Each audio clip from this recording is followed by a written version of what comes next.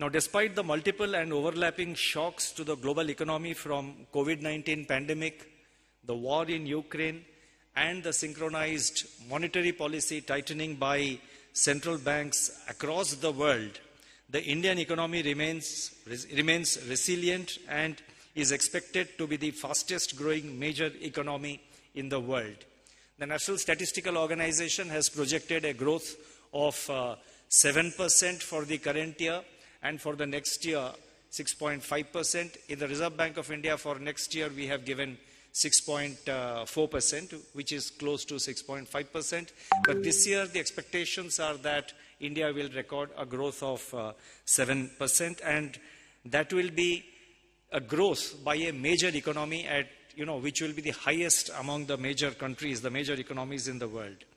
Our financial sector today remains stable.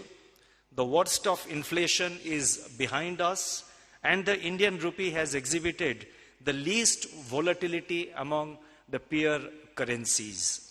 As you are aware, India has assumed the G20 presidency for 2023 in a world that is fractured in geopolitics, trade, and supply chains. The Indian presidency is driving home the philosophy of Vasudhaiva Kutumbakam, one earth, one family, one future. The endeavor of the Indian presidency is to realize the potential underlying this philosophy.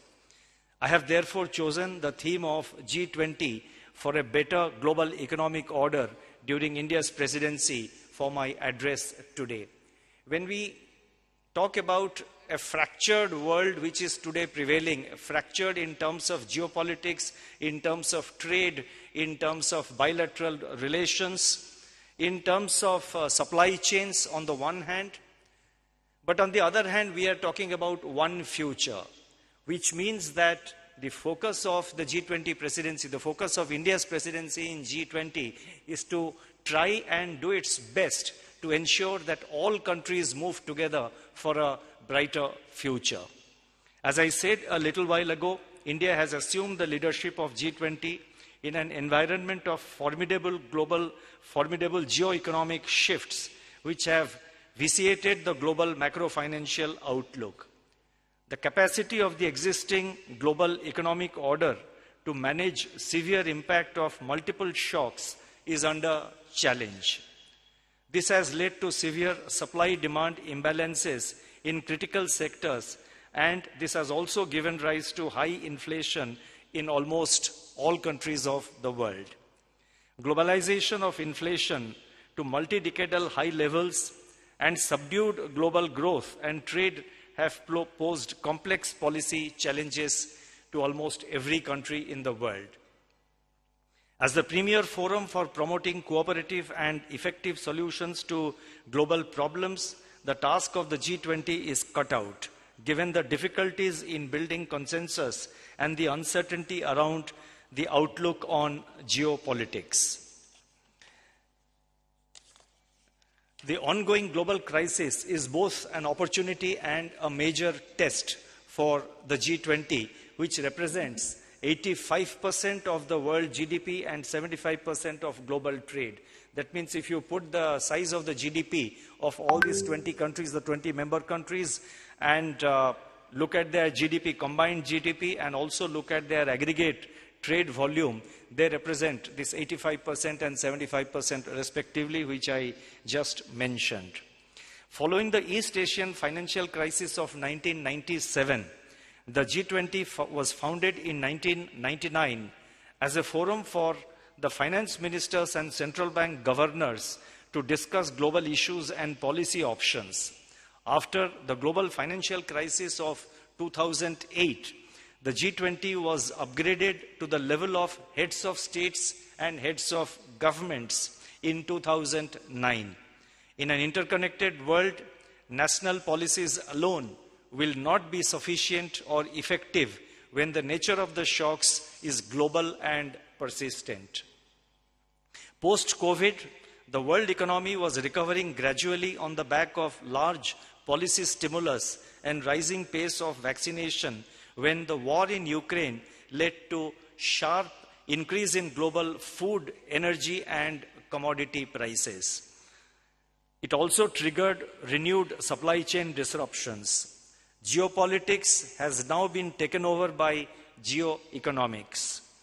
According to the International Monetary Fund, that is the IMF, the global economy is now experiencing a process of key channels, and they are trade, technology, capital flows, labor mobility, and global governance.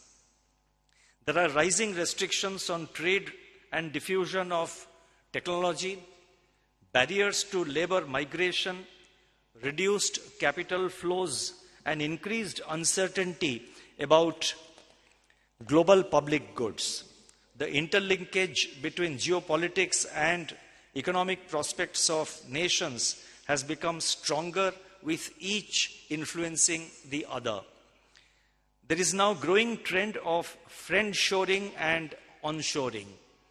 The focus is now on ensuring food and energy security and on securing strategic minerals, namely lithium, rare earths, copper, zinc, chromium, graphite, etc., which are required for producing batteries, solar panels, and wind turbines. Actually, the backlash against globalization had started even before the pandemic had struck, as globalization created both winners and losers.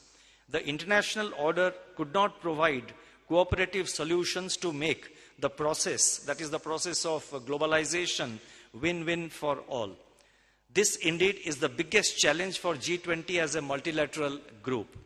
Globalization must produce better and more equitable outcomes for all, including the global south.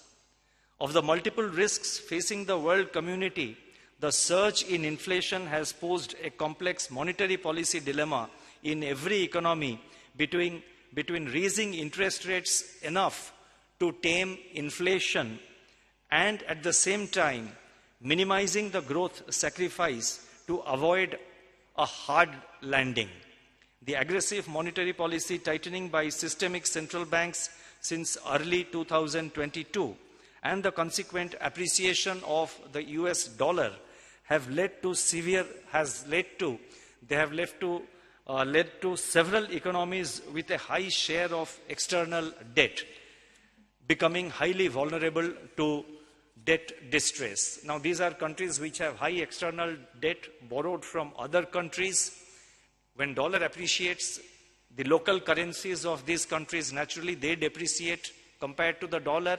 So the entire repayment burden, the debt burden goes up, leading to debt distress being faced by many of these countries.